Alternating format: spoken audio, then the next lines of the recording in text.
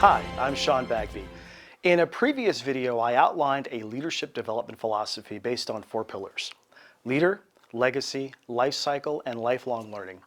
So in this video, I'd like to expand on the first pillar, that of the leader. Now, in my mind, there are 2 components to this pillar. The first is that we each need to create a model of the ideal leadership characteristics that we want to strive for. I personally find great utility in examining the work of the ancient Greek philosopher Aristotle in his writings on rhetoric, or the art of persuasion. There he writes that one's ability to persuade others, and therefore lead, is based on how well you can appeal to them in 3 different domains, which I also think apply to great leadership. First is the idea of logos, the ability to be seen as a great communicator who makes clear, logical connections between ideas. The next idea is ethos, or the ability to create a sense of credibility and valid authority so that you can earn and keep the trust of others. And lastly, pathos, or the ability to appeal to others' emotions and be the kind of leader that other people would want to follow. Now, he didn't describe this, but I would add one more characteristic to this model of ideal leadership, and that is the idea of mythos, having a noble reputation, because as we know, our reputations as leaders often precede us, especially in the institutions in which we serve.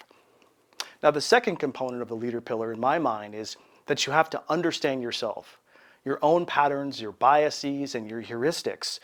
This is about saying that, okay, I have this ideal model of what I'm striving for, but who am I and where am I in my development so that I know how to continue growing?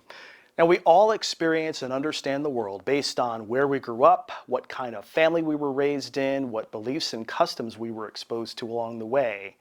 And our minds create a mental model of the world and everything in it as we perceive it. We take that model out into the world and we try to compare new experiences to the catalog of ones we already understand and adjust our model along the way. And it's in this way that we try to make sense of our world and our experiences. Now, as we know, in the course of sense-making, we develop individual likes, dislikes, biases, heuristics, and quite frankly, some fundamental beliefs about the world around us and everyone else in it.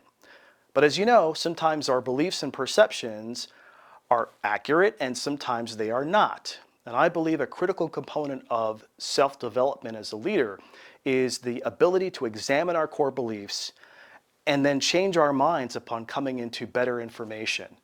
So you have to continually ask yourself, what are the things that I believe about the world and about other people?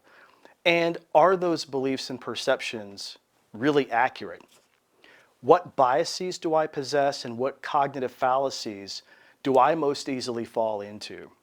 So identifying these and studying these helps us grow into better leaders, helps us navigate increasingly more complex challenges, and of course thrive in diverse environments. To quote Socrates, "To know thyself is the beginning of wisdom." So that's the model that I use. Now, regardless of the one that you choose, understand that you're trying to be the best version of yourself, not someone else. Because, my friends, there's always someone who's going to be smarter or not as smart, faster, slower, richer, poorer. But I think in the end, it's important to recognize that we are already who we need to be in order to be successful. And I think the greatest gift you can give yourself as a leader and as a human being is to recognize that you are perfect the way you are. I'd like to know what you think. Please feel free to like, share, or leave a comment.